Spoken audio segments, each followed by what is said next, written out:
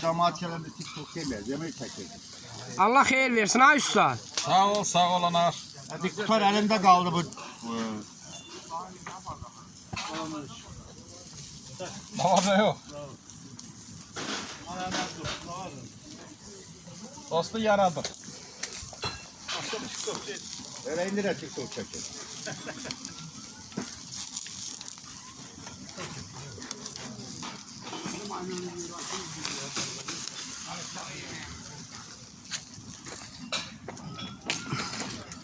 Elimizde bu neyini dinlesin.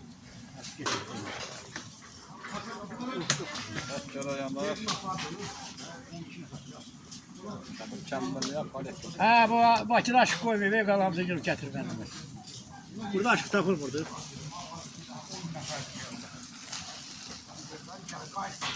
Ben de diyelim burada gelecek. Sonra yetirir.